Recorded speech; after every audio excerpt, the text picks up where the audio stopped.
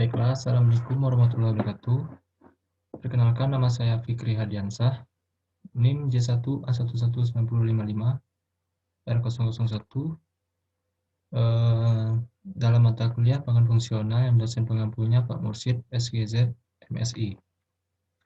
Baiklah, di sini saya akan mempresentasikan PowerPoint saya tentang komoditi biji kopi.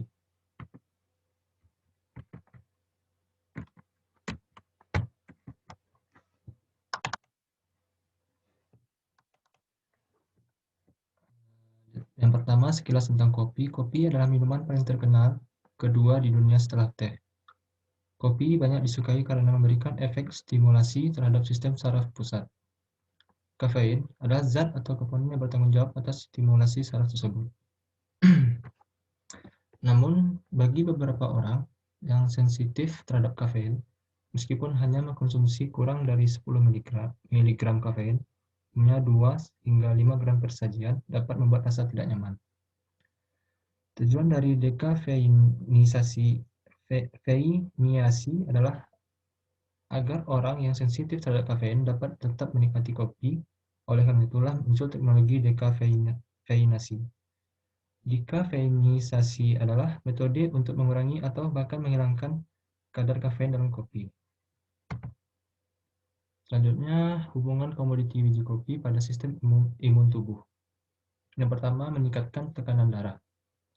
Menurut Mayo Clinic, kafein pada kopi dapat meningkatkan tekanan darah Anda. Tekanan darah yang tinggi menyebabkan sistem kekebalan tubuh menjadi lemah. Namun, risiko ini sifatnya sementara selama Anda tidak mengkonsumsi kopi secara berlebihan. Yang kedua, mengganggu tidur. Bukan rahasia lagi jika kafein dapat mengganggu bahkan memperburuk kualitas tidur. Penelitian menunjukkan bahwa kurang tidur pada dasarnya membuat tubuh Anda mengalami stres atau kronis, yang berdampak negatif pada fungsi kekebalan tubuh.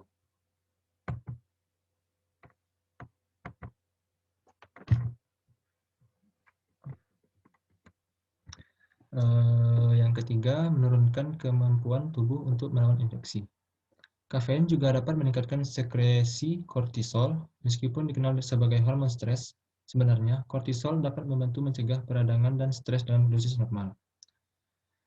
Namun, penelitian telah menunjukkan bahwa ketika jumlah terlalu banyak, tubuh Anda akan merespon dengan meningkatkan produksi zat inflamasi yang merusak respon kekebalan.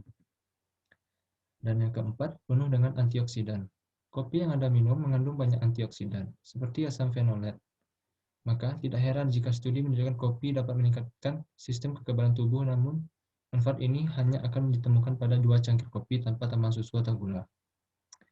Yang kelima, mengurangi peradangan dalam tubuh. Beberapa penelitian menunjukkan bahwa kopi dapat memiliki efek anti-inflamasi.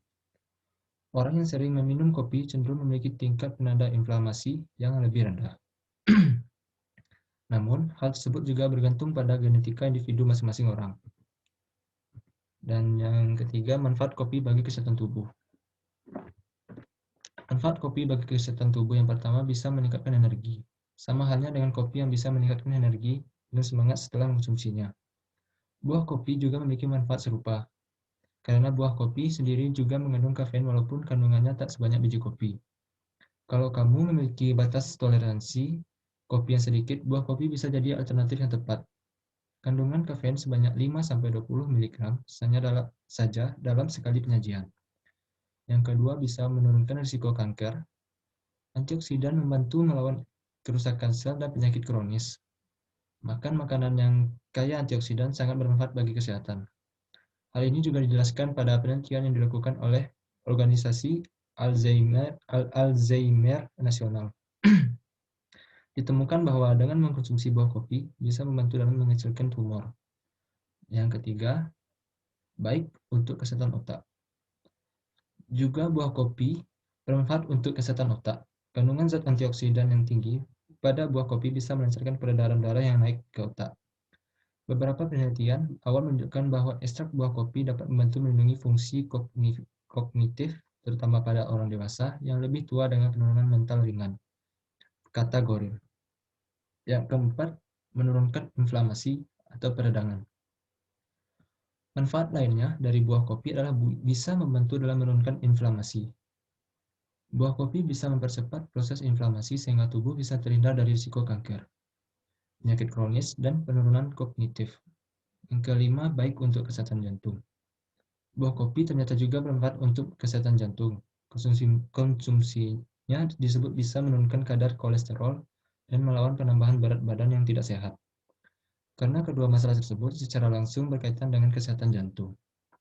Lalu selanjutnya pada kandungan gizi pada biji kopi terdapat energi 399 kcal 18,56%, lemak total 15,40 gram sebanyak 22,99%, karbohidrat total sebanyak 627 gram sebanyak 19,29%, dan protein 12,40 gram sebanyak 20,67%. Baiklah, sekian dari presentasi saya tentang komoditi biji kopi, dan saya akhiri. Assalamualaikum warahmatullahi wabarakatuh.